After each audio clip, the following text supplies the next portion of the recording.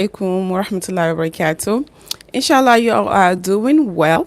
So once again, we are in the weekends. It's a Sunday, so I usually come on weekends, either Saturday or Sunday, to share with you a life on topics on nutrition for pregnancy, postpartum, of fertility, and also share with you some doula and birth education tips with some herbal remedies and stuff like that.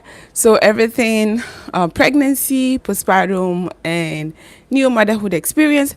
So today I am here to share with you some easy tips to manage your nausea, because this is a topic that keeps coming up and up every time, and I have made a video about it, and it's getting quite some interesting and beautiful response and engagement. So I've decided to make a live as well to come and share with you some simple but effective tips to help you manage your nausea if you are in that stage.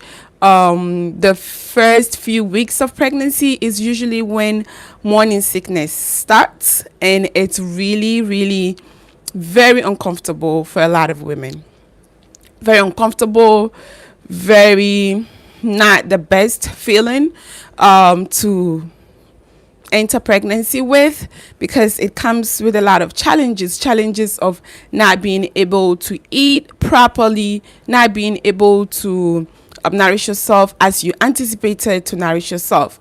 A lot of women go into pregnancy or think that when they go into pregnancy they will be able to eat the perfect nutrition, the perfect nutritious food, be able to do all the amazing things that their body requires to nourish the baby and to nourish themselves.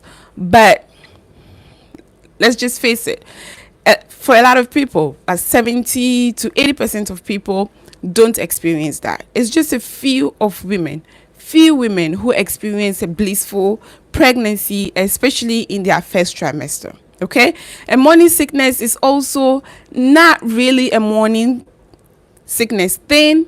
It does not happen only in the morning for a lot of women.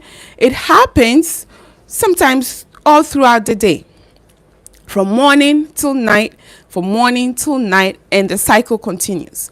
And even though some research tells us that morning sickness happens maybe in the first 6 weeks to 7 weeks of pregnancy, maybe 6 for the first 5.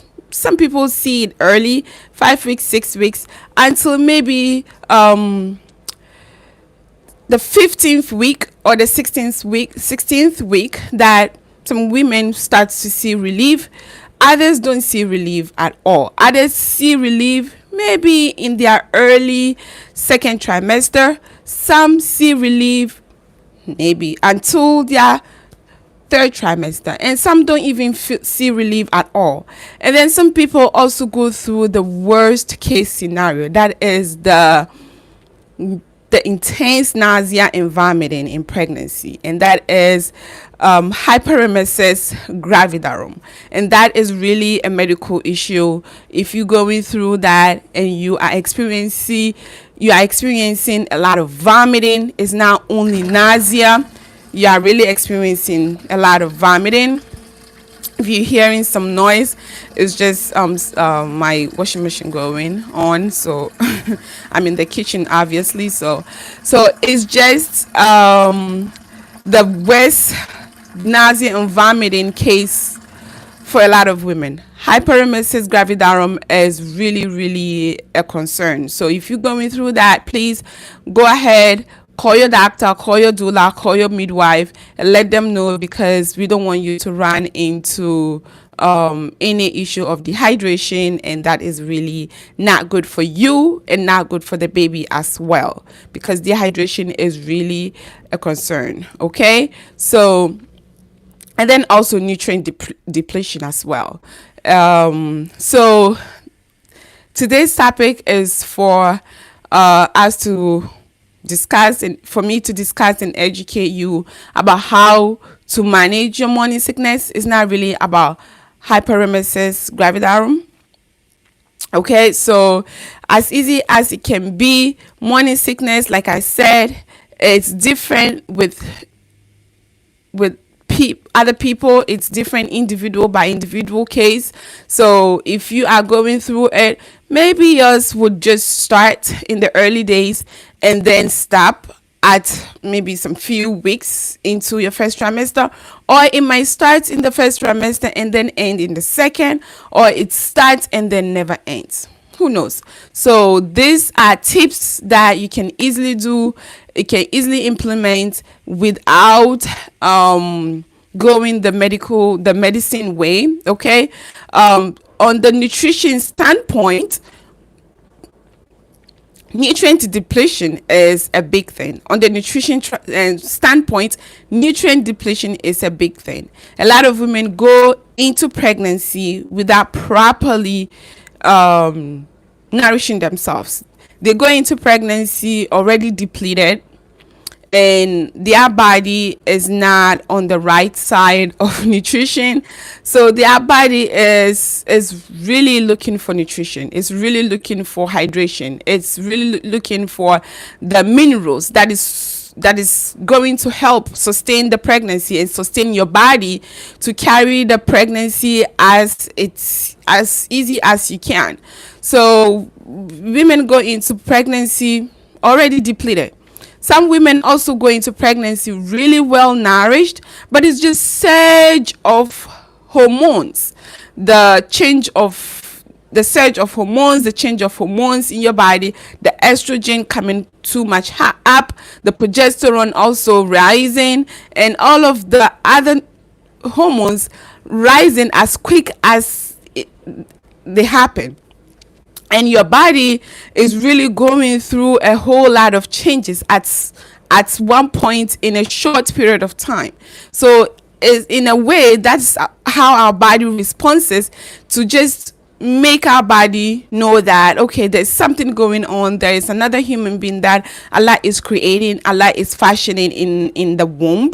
Okay, so take it easy. There's something going on. So you yourself don't feel good. You take it easy. You are forced to take it easy. You are forced to take it easy with your nutrition. You are forced to take it easy with your activities, daily activities, and everything else. Okay, so yeah, a whole lot of things come into play to trigger nausea, to trigger vomiting.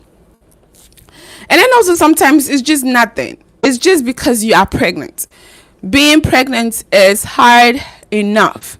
And then there is a whole bunch of environmental changes. There's a whole bunch of you yourself. You have to think about what to eat, what not to eat, all of those things. So especially with what not to eat, your body is trying to protect you and your baby, especially your baby, from any toxins, external toxins coming into the womb environment. Okay, so is your body's own wisdom that Allah has put in place to make you not to feel for certain food and make you not to feel for certain smells, certain things that go on around you externally. Okay, so that is what happens. And yeah, for me, for instance, when I was pregnant, it was really hard for me. The smells that I really truly love, the food that I truly love, all of a sudden I wasn't able to stand them. Even the sight, seeing them makes me feel like I want to vomit. Okay, and it took some time. It took some time until like maybe in the middle of the second trimester that I started to feel relief. Right? And some people, is like the food that they love is what continues in their pregnancy. They continue to love it. And then the food that they hate, they like truly hate it all of a sudden. Okay, and sometimes I've seen it in a lot of women as well, that the food that they love, because they've eaten too much of it, they have enough nutrition for that food. Now their body is craving for some other nutrients that they are depleted from. Okay, so you see that the food that you've been eating, maybe protein, you have enough protein in your body, not because we cannot have enough protein, but it's like, okay, it's in the range that your body will not be easily depleted by. So you need certain minerals. You see that you start to crave some food that have certain minerals, maybe salt, for instance. Some women start to crave salty food when they are pregnant, right? So especially maybe later for craving, right? But during the early stages of pregnancy, it's like, okay, I can't eat salty food, but I can eat sugary stuff. When I eat it, I'm fine. I don't feel nauseated. But when I eat this, it's like worse. I feel like throwing up. I feel like bringing everything out from my tummy, and it's really crazy. Okay, so on the nutrition standpoint, a lot of the times what I tell women is to watch for the main macronutrients. What are the main macronutrients? Those are the protein, okay? The protein, the fat, and the fiber, okay? So whenever you eat, try as much as possible to add protein in your food, enough protein, okay, and enough fat, and then fiber. Okay, so try to make maybe the carbs, the simple carbohydrates, just a little bit, because that spikes up your blood sugar, and then increasing blood sugar also causes nausea. It makes us a little bit nauseated, especially when you are pregnant. So you don't want your blood sugar to be spiking up and then crashing down. So that really causes a lot of the nausea symptoms that women go through. So making sure that you add enough protein, even though you cannot stomach anything, as much as you can. If you can stomach, when you feel like you want to eat, maximize the nutrition in your food. Don't add extra stuff that would not add nutrition in your body. Make sure to add the stuff that would make your body feel that yes, there is nutrition that is added in your body that your body really need at that time, and that is the protein, because protein gives us sustained energy.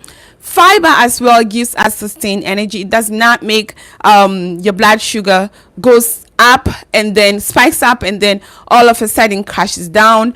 And then also fat. Fat is an amazing macronutrient also that helps to give us sustained energy. Okay, so all of these three helps to balance out blood sugar. And then blood sugar, as we said, is the blood sugar dysregulation, as we said, is the reason why some women go through that symptom of nausea. Okay, so making sure that your blood sugar is balanced. And how do you have your blood sugar balanced? Is by having food that contains protein, fat, and fiber. Okay, so the next is to also make sure that you are properly hydrated. Hydration does not only mean drinking water. Okay, hydration does not only mean drinking water and gulping on water. And for me for instance, water, too much water makes me even more nauseated. I don't want to drink a lot of water, just plain water. I want to drink water, yes, because water tastes good to me. A lot of the times, some women find water not tasting good at all, and that's fine. So what do you do if you find water not tasting good? You add some other elements to it, and those elements, make sure they contain minerals, because minerals also help our body to do their cellular function. Okay, to have all of the other stuff going on beautifully and gently. All right, so if you are having water, you make sure that you add some lemon, and lemon is also proven to shown in a lot of studies to help with nausea. Okay, so lemon or lime, are shown to help with nausea symptoms. So you can add a little bit of lemon, a little bit of lime in your water, because bitter stuff also help with nausea. I, for instance, when I was pregnant with my twin girls, sweet stuff are no for me. If I put anything that is sweet in my mouth, I don't feel good. It makes me really like to either to throw up or a lot of saliva. Like I would just have too much saliva in my mouth all the time, and I don't feel good about it, and it's just so gross. All right, so I don't like it. But something that is sour, something that is teeny tiny bit of salt, is okay. I can do that. And then most especially sour stuff and bitter stuff are good. So lime, for instance, is sour. Lemon is sour. So you add a little bit in your water and you just sip on it. And then gulping as well. Don't try to just drink too much water at one time, because I know even though you feel like, okay, a lot of people are telling me to drink water, and drinking water is very important, especially when you are pregnant. Just gulping and chugging in water at one time really ends up to make you feel nauseated. Even when you are not pregnant and you just chug on water, you feel nauseated sometimes, okay? Let alone when you are pregnant and you're feeling very sick. No, please don't try it, okay? All right, so the next thing that I would also say is to not make yourself hungry. In as much as you feel like you cannot keep food in your tummy, don't make yourself feel hungry. Don't keep yourself without food for more than maybe some few hours, okay? Because not putting in food in your tummy makes you to not balance your blood sugar. And as we said earlier, not balancing your blood sugar is like one of the biggest triggers of nausea, okay? So don't allow yourself to feel hungry, and don't allow yourself to feel too full, okay? So make sure that all the time you eat consistently but small, okay? Small but consistently.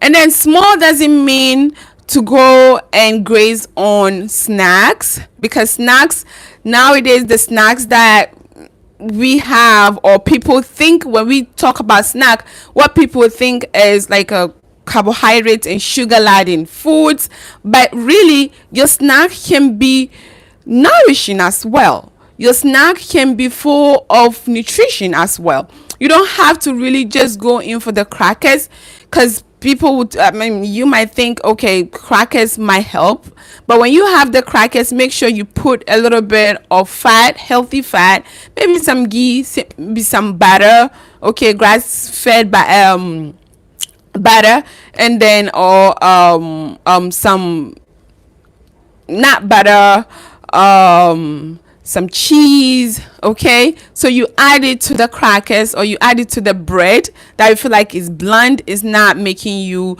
nauseated, because bland food are also good trick to help with you not being able to eat, because everything else is not appetizing to you. All right, so in as much as you want to eat the bland food, try as much as possible as well to add in the fiber, to choose the fiber rich ones, and also add in the fat and the protein to help to balance your blood sugar. And leaving your tummy for hours without eating, feeling that, okay, because I'm sick, I can't stomach anything, so I'm just not going to try to eat, that makes it even worse. And that pushes the feeling and the symptom of nausea even farther for you. So you want to like really all the time nourish yourself, eat something, put something in your mouth and try to eat it. And putting something in your mouth means the three major macronutrients, that is the protein, the fat, and the fiber, You add all of those things together and then you eat. Even if you feel like, okay, when I eat, it's gonna feel like I want to throw up and I'm gonna throw up, just try to eat it, because even when you throw up, it's not everything that comes out. There's still something that will remain, okay, in your gut. There's still something that will remain in your stomach. So it's like, yeah, it's a win. It's still a win, and you still have something that would help to sustain your blood sugar, and that is not going to really trigger those pesky feelings of nausea and not feeling well. And then the next thing is the fact that some B vitamins are really good at helping with nausea symptoms. And this is not just something that is just spoken about. There is a lot of research that has been done on this, and one of the B vitamins is the B6. Okay, so B6 is really a good B vitamin that helps to subside the triggers of nausea, okay, especially in the first trimester. And this is not harmful at all. B vitamins are water soluble vitamins, and when you take them, when you take the vitamins B6, right, it just goes through your body and does its job and comes out through your pee. So it does not remain in your body, and it's not toxin. It's really shown by a lot of research. There's a lot of good research that shows that B6 are very helpful with morning sickness. All right, so what I'm gonna also say is this: B6, for it to be very effective, even like when you are having that feeling of nausea, take it as early as you start to feel the nausea symptoms. Or it can even be much more beneficial when you take it before, just as some other food elements like ginger. All right, and I'm gonna come to ginger as well next. All right, so B6 is really helpful. This is very cheap brand. I always show this to women if I have to. If you cannot afford the most expensive brands on the market, because I've seen a lot of expensive multivitamins and whatnot on the market, just go with the cheap pharmacy brand one, and it's B6. Make sure that it contains you can go up to 100 milligrams or 120 milligrams a day based on research, and you take it. Okay, so it's not gonna be staying in your body. It's gonna come out because it's water soluble, like I said earlier. So if you are going through it, like it's really intense with the blood sugar balancing thing, eating protein, fat, and fiber, making sure that hydration is not only drinking water, you add lemon in it, and then you also like really squeeze a little bit of lemon and put it on your tongue. It also helps, and then you also supplement it with the B6. All right, so B6 is also helpful, and it's really like, with a lot of women, it's really ASAP. It's as soon as possible it starts to subside the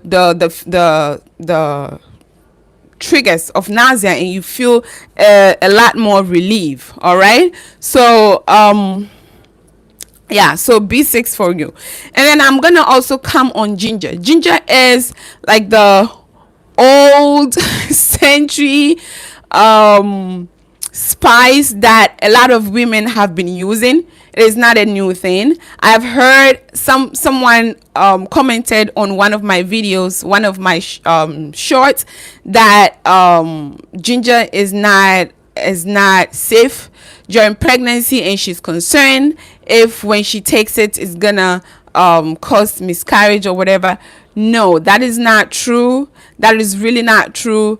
There's a lot of research that has been done in regards to nausea and vomiting and ginger intake. All right, fresh ginger, and also ginger chews and any products like food products that contain ginger in them. And again, research has shown that ginger is one of the best food elements that you can use to help with nausea. And that is not to say that it's universal for every woman. It is not. Some women find really great relief with ginger. Some women just don't feel like it's helpful. And some women also find that because of the spice, it's not really helping because they are not used to spice, or they just don't feel like it is helpful. But what I will also say is this: ginger, when you want the effectiveness of it, try to take it before you start to feel the nausea symptom coming up. Okay, so it takes that time.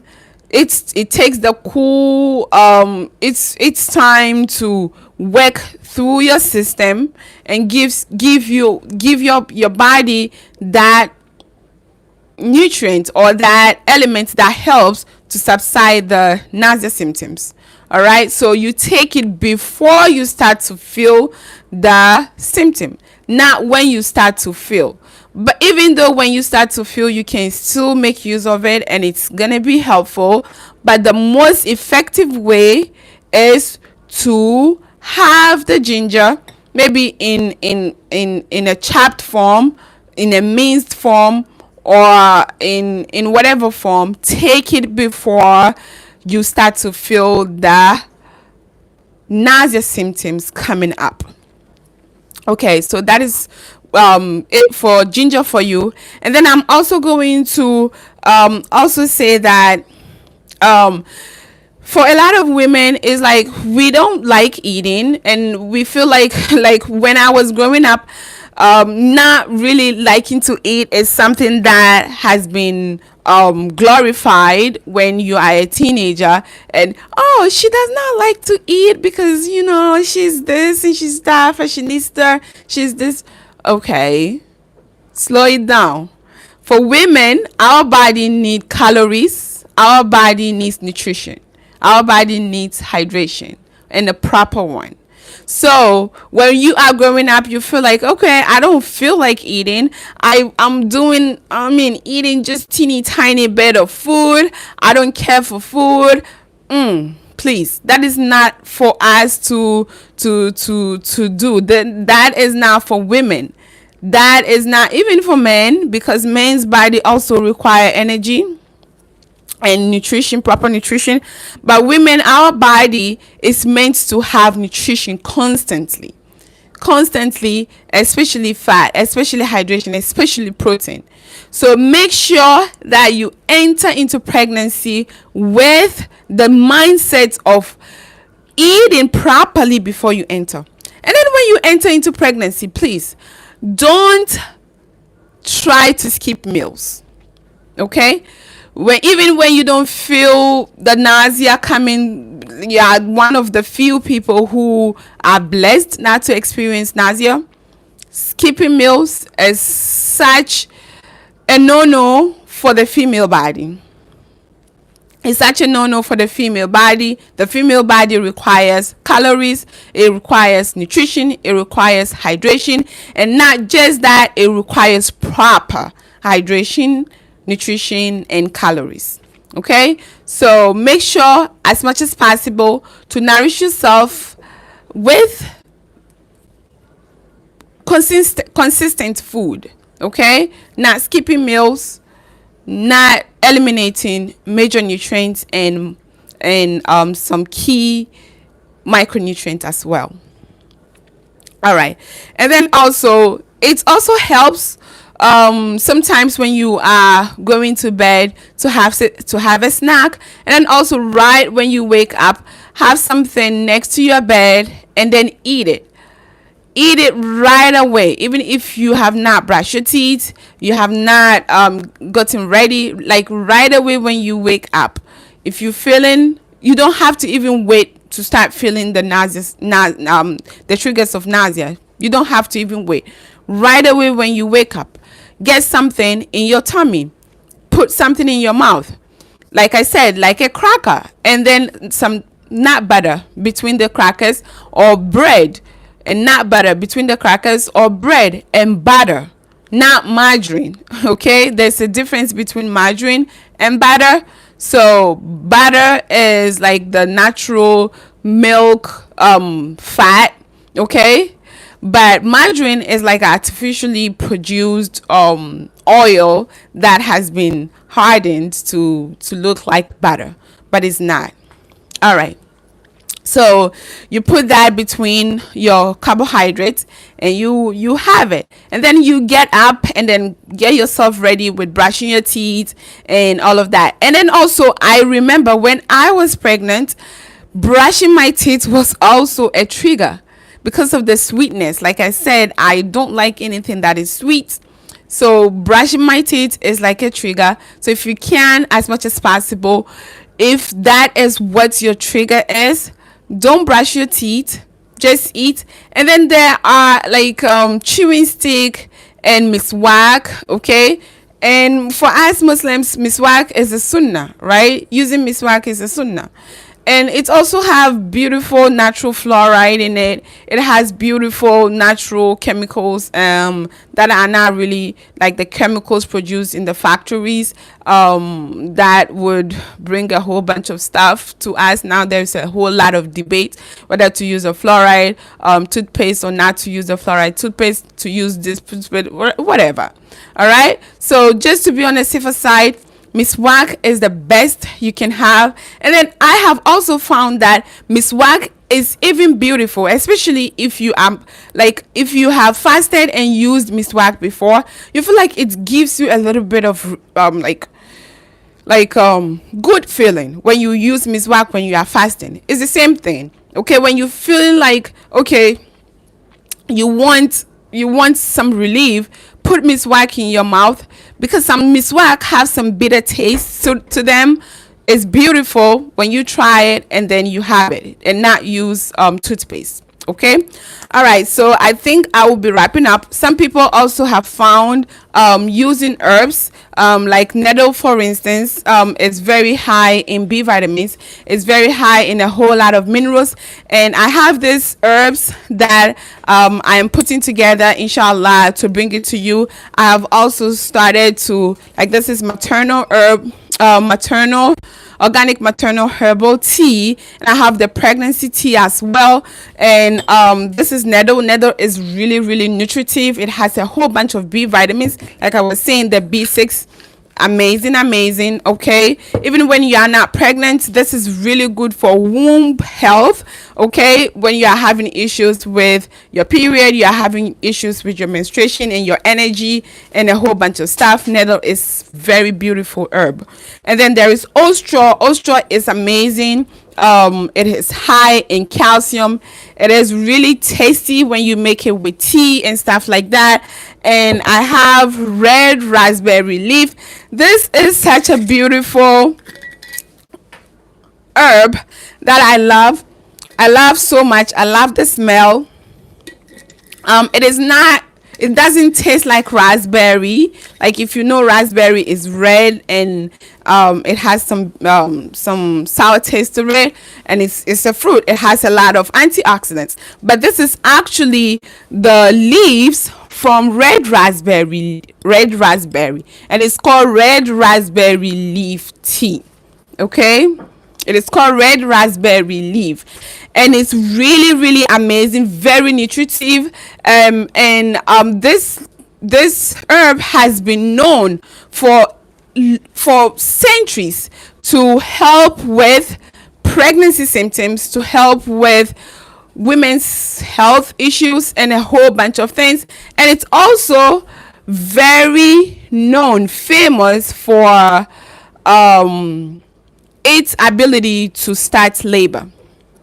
Okay, so this is one of the few herbs, or I would say one of the herbs, that's the only herbs that has some substantial research backing its potency to induce labor.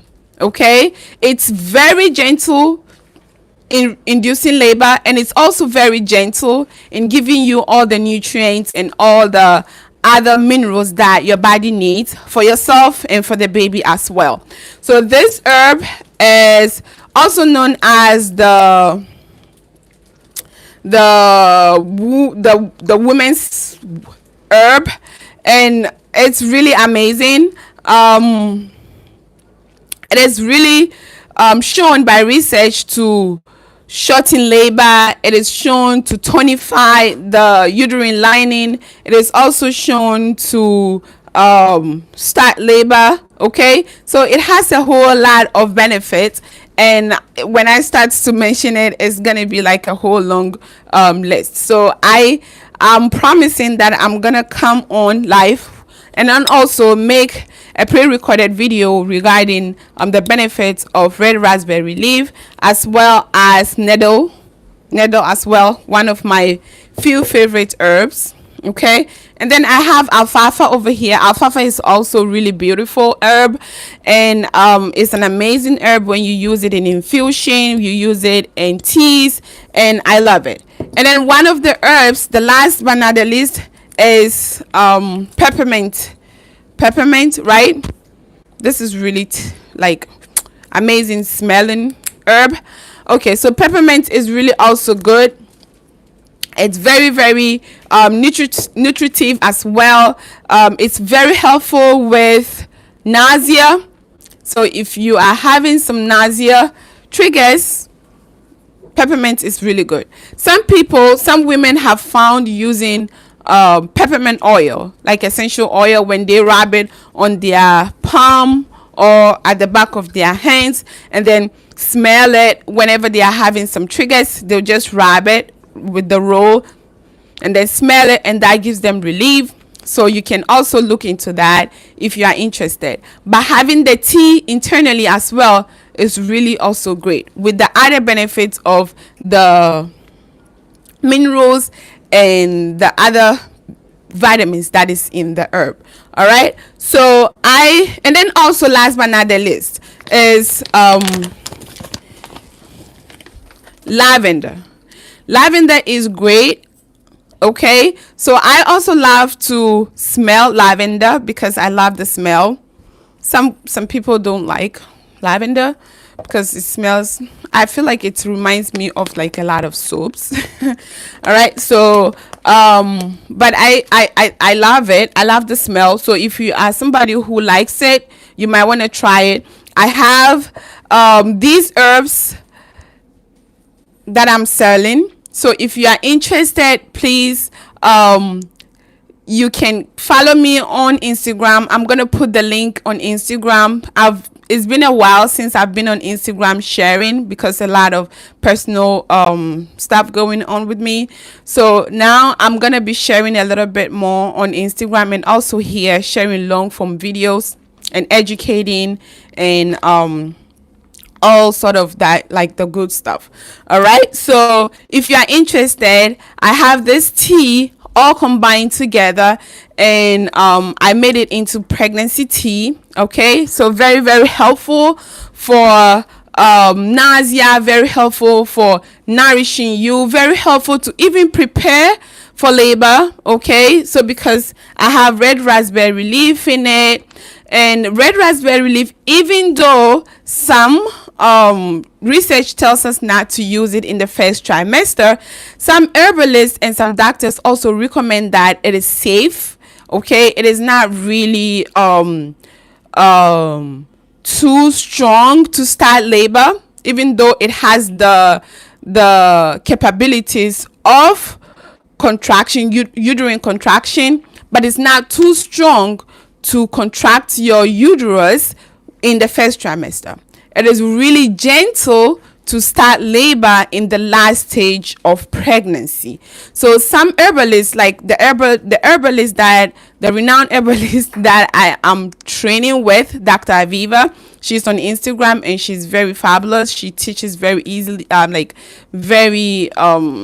her teaching I love. So she recommends that using red raspberry leaf all through pregnancy, before, during, and after is very great. But her personally does not recommend using like the first few weeks of pregnancy, especially when you don't know that you are pregnant. Why? Because herbs have had a bad rep in the conventional medicine world. So a lot of doctors tell their clients or their patients not to use herbs because herbs don't have a lot of research on them. But people have been using herbs from time immemorial. People have been using herbs long before medicine started, right? And then there's a lot of success in it. Even though some herbs, like we don't know, some herbs are really not safe during pregnancy. So if you don't know those, you don't have to go in to start using herbs all of a sudden. You have to work with an herbalist or somebody who know a lot more better about herbs than you, okay, especially in this very delicate, sacred journey of pregnancy. You really want to know before you get your foot into it, using it. Okay, but she would say that using red raspberry leaf is really safe. But the only reason why she does not publicly say it's safe is this: when red raspberry leaf is being used, even if like out of 1,000 women who use red raspberry leaf and they get great results, and just one woman get maybe some odd results, then the conventional medicine world would raise their hands and their voices. Oh, this is the reason why, because she used red raspberry leaf, or because she used some herbs, that's why she got an odd result of her pregnancy. And she, as a herbalist of over 30 years, does not want any herb to have a bad rep. So she does not like really publicly say red raspberry is safe during the first few weeks of pregnancy. But to each is your own decision. All right. So I think it's a great herb. It's really nutritive. It's very, very safe. And especially with the women who are using it and during your menstruation and all of that, is really great. Just a teeny tiny bit, like 1 teaspoon, 1 tablespoon a day, should be considered safe. But when you use it in a medicinal form, like using it too much in infusion and in tincture, even in tincture, you don't have to you have to mix it with water. That's right. So all of these herbs are put together in a beautiful package that I have made as a pregnancy herb. So if you are interested, I will share it inshallah by next week on YouTube over here, and I'll share the link if you are interested to support my little thing going on here. All right, so that is all that I have, and I hope if you catch this live, you would watch it to the end and support my channel, share my video to other people who have not subscribed yet, and also try as much as possible to like, because liking goes a long way to make this video recognized by others who really truly need this information, and also by YouTube as well. So I hope this is helpful in a way. If it is not helpful to you, it can be helpful to others. So please don't forget to share and then subscribe as well. Until next time, I would call it a day, inshallah. Stay safe, and don't forget to pray for the less fortunate people around the world. People of Palestine are going through a lot. They are going through they are in the forefront of everything that is going on. They are in that moment. We are here watching them on our screens, and we are feeling it deep down in our bones. So imagine what they are going through. So remember, if you pray at least one prayer of your day, we have 5 prayers in a day. At least one prayer of your day, please dedicate to pray to the people of Gaza. May Allah bring ease for them. We are not to know what is gonna be the end result. Only Allah knows what is gonna be the end result. Ours is just to pray and hope for them the best that is there for them in this dunya, and then also in this calamity, in this genocide that is going on. So may Allah bring ease, may Allah make it easy for them, may Allah make it easy for us, because it's, in as much as it's a test for them, it's also a test for us. We have seen it, and Allah is going to ask us on the day of judgment. So may Allah ask us, and we have beautiful answers for it. May we not be tested and not be able to benefit from the test. Ya Allah, we ask you. So remember all the people who are going through it, people in Sudan, people in Yemen, everywhere, people in Africa. They are now going, a lot of people are now even going through war, but they are going through like really hard times in life. So may Allah make it easy for us, and the ultimate is Jannah. May Allah give us Jannah, inshallah. So until I see you next time, I'll call it a day. Assalamu alaikum wa rahmatullahi wa barakatuh.